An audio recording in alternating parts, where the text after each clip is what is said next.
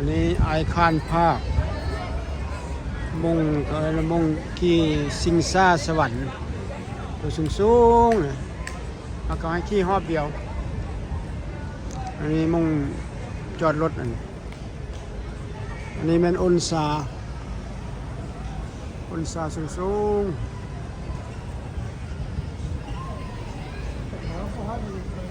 ๆวันนี้วันอาทิตย์ตอนแรกวันแม่เลยพาลูกสาวพามากินข้าวพาพ่อแม่มาเลี้ยงข้าว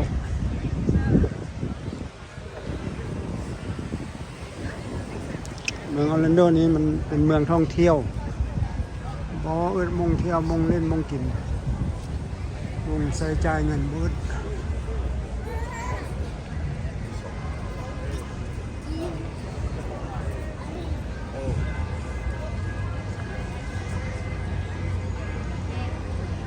ร้านขายแว่นตาเลแบนขายแว่นตากันบดกันแดด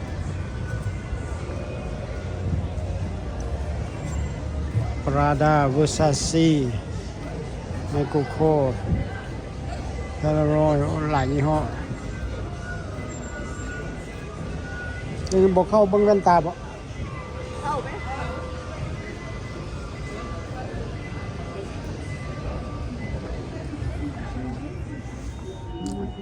ตากันบดตากันแดดแล้วเรา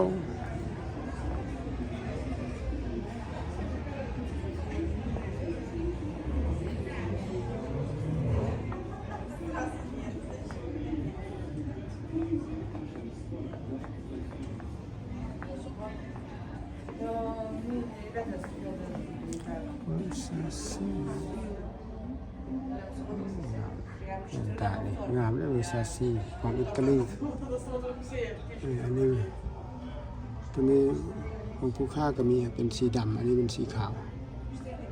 ยี่ห้อเดียวกันเลยเรื่อยๆตัวสีดำ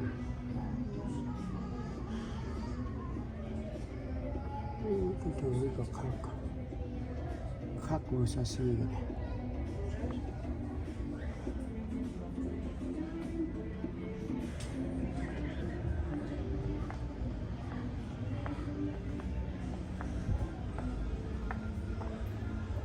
โคสตาลีฮอนโอเกลี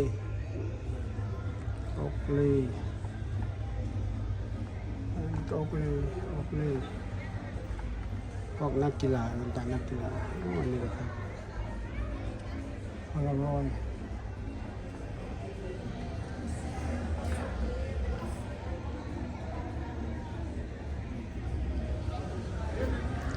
Thank you.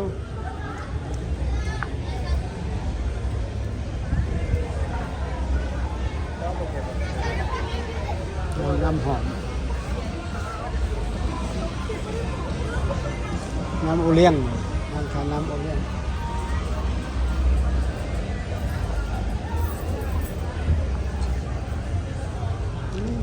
มาน้อยก็เอามาได้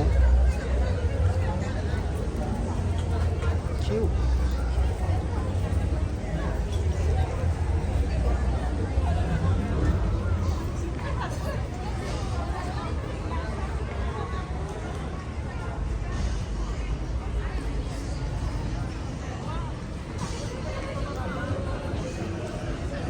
ช็อป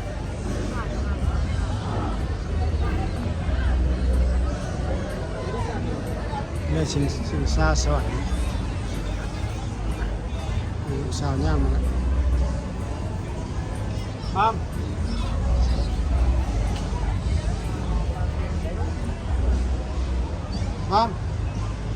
ม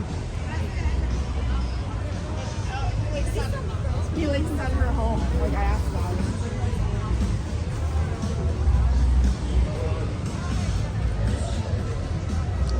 Ơn mami này,เราบ่ได้ยินได้เนี่ย Yeah, mine is a too nice on snap. Sometimes you just never get them and then I can't taste them. Or else when you stack them up too many, like none of them taste it. So like that's why when we get to like 10, that's how we do it.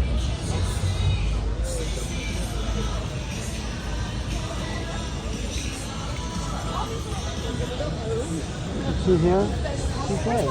Call her. You lose her, Dad. You're supposed to stick with her. No, I'm recording.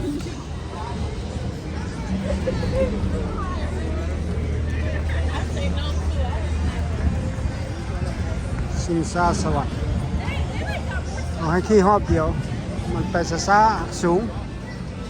งใหญ่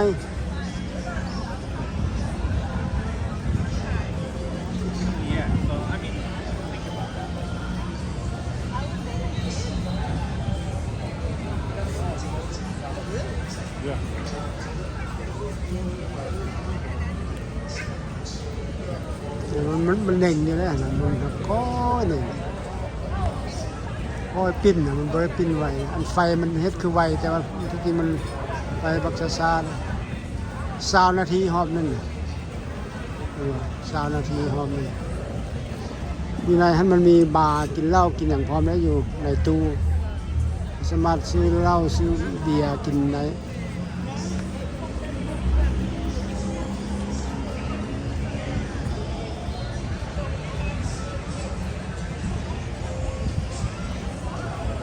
ดนจะได้พาครอบครัวมาย่างเลาะแถวนี้มื้อนี้อากาศพอดีบ่ร้อนบ่หนาว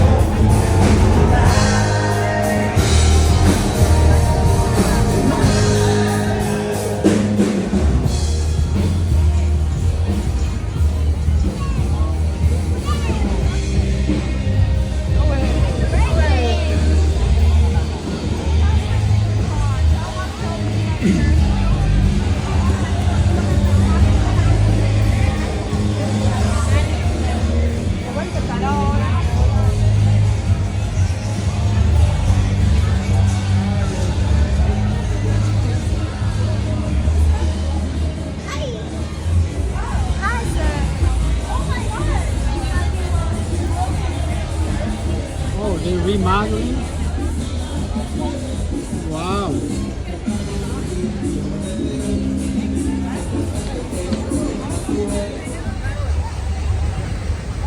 อันนี้อยู่ตรงหน้า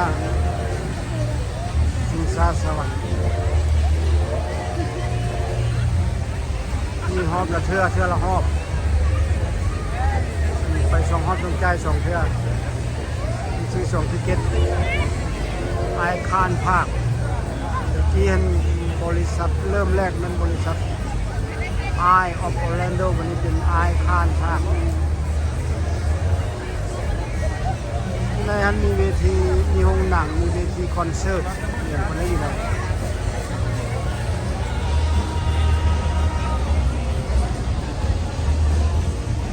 อันนี้กำลัง construction นะเมื่อกี้มันมีน้ำพุน้ำอย่างคนที่มานั่งแฮงเอาท์อยู่นี่แหละ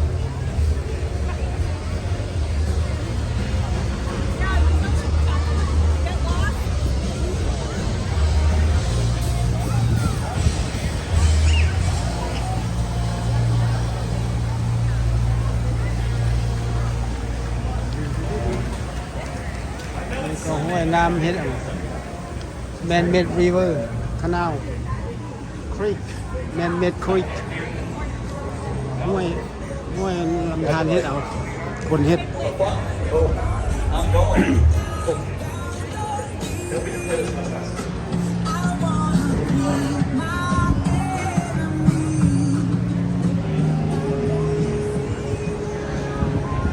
ทินรูฟลายมิวสิก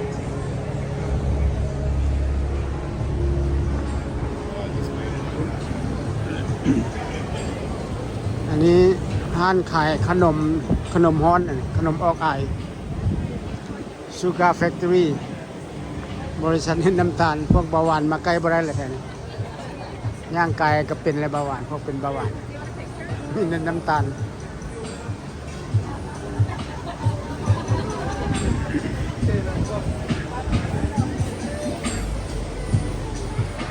ร้านขายขนม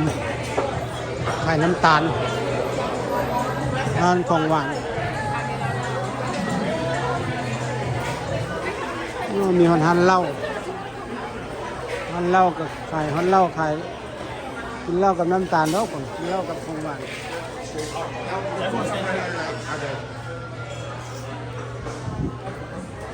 มันใครว่ากินเหล้ากับของหวานบ่ได้พวกนี้กินได้คนไอ้บอกเหล้ามิกมันมีแต่ใส่น้ำตาลมีแต่ของหวาน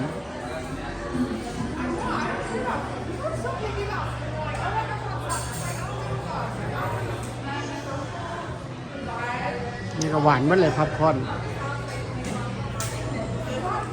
มีพวกมีชื่อเสียงโด่งดังแล้วมากินก็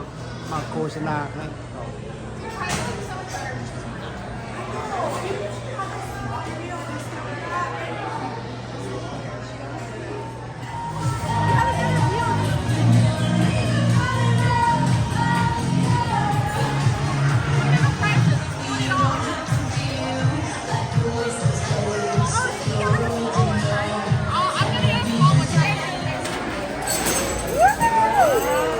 Happy Mother's Day! Happy Mother's Day, Mama! That's awesome! Enjoy, guys. Thank you, Dada. We're gonna take pictures with it. Take pictures with it. Yeah. Mom, take a picture. Okay, yeah, take a picture.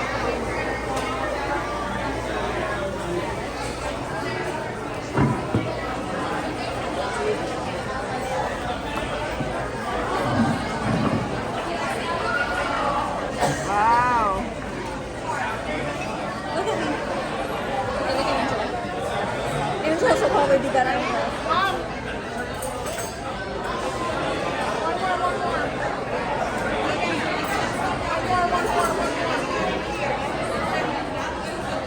That's how it feels, Tom. Thank you. Thank you, guys. Mom, Dad, you get a picture. Mom, Dad. Wow. Cute. แซ่บอยู่อ่ะคุกขนาด กินน้ำฮ้อนไว้ ฟดเดือกๆกินน้ำฮ้อน ได้